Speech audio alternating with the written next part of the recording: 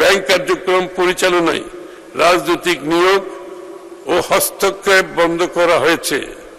আবার পড়ছি, ব্যাংক কার্যক্রম পরিচালনায় রাজনৈতিক নিয়োগ ও হস্তক্ষেপ বন্ধ করা হয়েছে। এটিকে পারিবারিক প্রভাব মুক্ত করার জন্য আইনের প্রয়োজনীয় সংশোধন করা হয়েছে। এটা একটা বিশাল স্টেপ মাননীয় স্পিকার। একটি রাজনৈতিক দলের পক্ষে এই ধরনের স্টেপ অনেক বড় স্টেপ।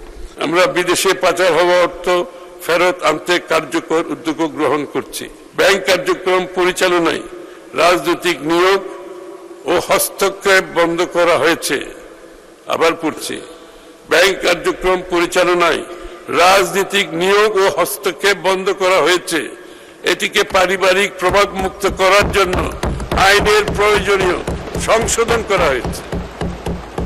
এটা একটা বিশাল স্টেপ মাননীয় স্পিকার।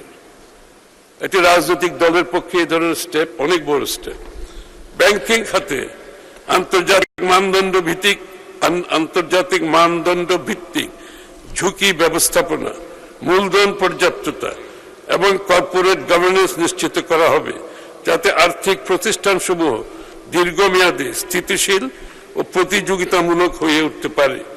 আর্থিক অন্তর্ভুক্তির পরিধি বাড়িয়ে নারী, তরুণ উদ্যোক্তা ও প্রান্তিক জনগোষ্ঠীর জন্য অর্থায়নের সুযোগ সম্প্রসারণ করা হবে। মাননীয় স্পিকার, আমাদের সরকার দেশের অর্থনীতির পুনর্গঠনের অংশ হিসাবে একটি আধুনিক, শক্তিশালী, টেকসই আর্থিক ব্যবস্থা গড়ে তোলার লক্ষ্যে ব্যাংক ও পুঁজিবাজার খাতে কাঠামোগত সংস্কার বাস্তবায়ন করতে বদ্ধপরিকর। আমরা ঋণ নির্ভর বিনিয়োগকে ইকুইটিতে রূপান্তর করেছি। আমাদের লক্ষ্য বর্তমান ঋণ ভিত্তিক অর্থনীতি থেকে দূরে সরে এসে বিনিয়োগ ভিত্তিক অর্থনীতি গড়ে তোলা।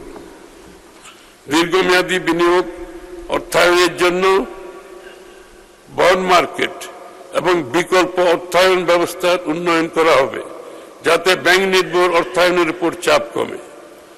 Corporate bond, mutual fund, green bond, সুকুক এবং অন্যান্য দীর্ঘমেয়াদী বিনিয়োগ উপকরণের উন্নয়ন কাজ চলমান আছে। মাননীয় স্পিকার, দীর্ঘমেয়াদী অর্থায়নের বিকল্প উৎস গড়ে তুলতে কর্পোরেট বন্ড মার্কেট সম্প্রসারণ, স্থানীয় সরকার ও নগর অবকাঠামো উন্নয়নে পৌর বন্ড, মিউনিসিপ্যাল বন্ড ইস্যুর কাঠামো প্রণয়ন করা হচ্ছে।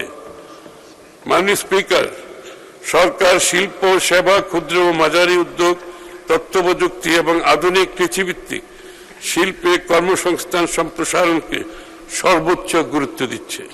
শ্রমবাজারের চাহিদা ভিত্তিক কারিগরি ও বৃত্তিমূলক প্রশিক্ষণ সম্প্রসারণ, তরুণ উদ্যোক্তাদের অর্থায়ন সহায়তা এবং নারী ও প্রান্তিক জনগোষ্ঠীর কর্মসংস্থানের সুযোগ বৃদ্ধি করা হচ্ছে।